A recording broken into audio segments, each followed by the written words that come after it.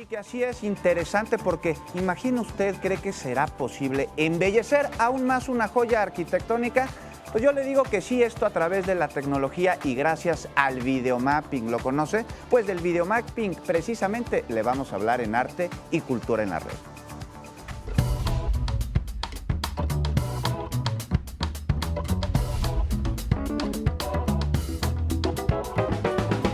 José María, muy buenos días, ¿cómo te va? Muy buenos días, Juan, ¿cómo estás? Pues, todo muy bien, Todo muy bien. contento e impresionado por esto del videomapping. Del videomapping, Cuéntanos, sí. ¿qué es el videomapping? Pues bien, el videomapping es básicamente una forma, bueno, una expresión artística que pues beba, por supuesto, bebe de dos o tres o cuatro disciplinas en realidad. Primero, bueno, por supuesto, las artes visuales, ¿no?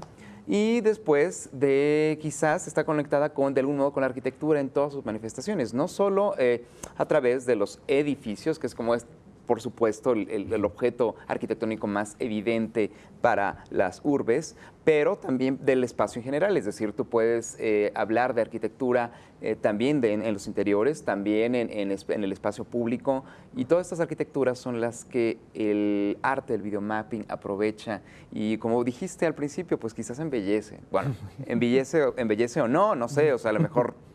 Eso ya dependerá del espectador. Pero bueno, la cuestión es que el videomapping se desarrolla con mucha energía a finales de los 2000, a principios de los 2000, perdón, a finales de los 90, pero sobre todo en los 2010.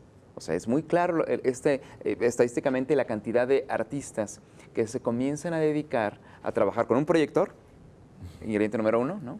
Después, ingrediente número dos, un instrumento, una herramienta de creación, como una computadora de creación gráfica, ¿no? Ya no un pincel, o quizás sí, no sabemos, ahora vamos a verlo en los ejemplos. Y, bueno, después una superficie donde proyectar. ¿Ok? Ahora, uno puede proyectar donde sea, podemos proyectar en una pared blanca. Pero, ¿qué pasa? Por ejemplo, bueno, vemos el fondo de la casa aquí. Sí. Y bueno, se ve una ventana y las pantallas, la mesa. Ahora imaginemos que esto se vuelve una superficie de proyección. Sí, ¿Cómo? sí, es un poco extraño. Lo que pasa es que el proyector se dirige, vamos a pensar, a esta zona, y ahora la problemática es que hay que mapear. Por eso se llama mapeo, videomapping, cada una de las superficies. Es decir, aquí no puedo proyectar, entonces ahí voy a mandar negro. ¿Me explico? Entonces es como si delinearas el mueble en el que vas a proyectar, la superficie o el edificio. Vamos a ver los ejemplos, justo, Eso. que podemos ver en pantalla con mucha más claridad. Vamos a ver, bueno, uno de los más espectaculares, ¿no?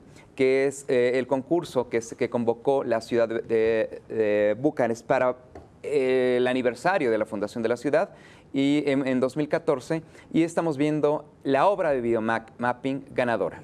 Wow. Es el edificio más grande prácticamente, o sea, el edificio más grande del país, mapeado por una cantidad tremenda de proyectores. Una sola computadora controla una muy buena cantidad de proyectores que avientan su señal sobre un edificio, lo bañan. Pero fíjate qué interesante. Bueno, me apareció, por ejemplo, una oveja caminando en el segundo piso, ¿no? Así es. Esto justamente se debe a que el mapeo le permite al artista delimitar en dónde está cada uno de los espacios de la propia obra arquitectónica, y entonces aprovecharla como superficie de proyección. Si te fijas, este edificio tiene una gran cantidad de columnatas, bueno, tiene una gran columnata y muy bonita, y una buena cantidad de ventanas, ¿no? Justo por ser enorme. Estas ventanas están cada una mapeadas para poder servir como un instrumento, digamos, integrado a la estética del video y de la creación artística propiamente, ¿no?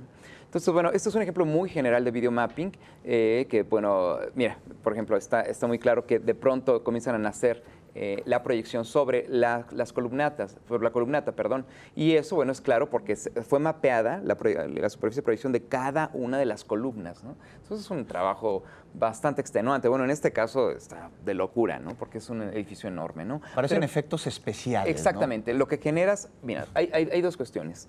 Son efectos especiales sobre una obra que seguramente es antigua, como este edificio, ¿no? Sí. Entonces estás renovando, estás convirtiendo un edificio antiguo, una obra arquitectónica, en, bueno, un objeto cultural distinto a través, sí, claro, del efecto especial, ¿no? Qué maravilla, José Bueno, María. entonces, bueno, mira, vamos a un segundo ejemplo que es también fascinante. Vamos a pensar ahora en el videomapping en los interiores. Una de las cuestiones más significativas, como estamos diciendo, es conectar el pasado con una forma muy contemporánea de arte, ¿no?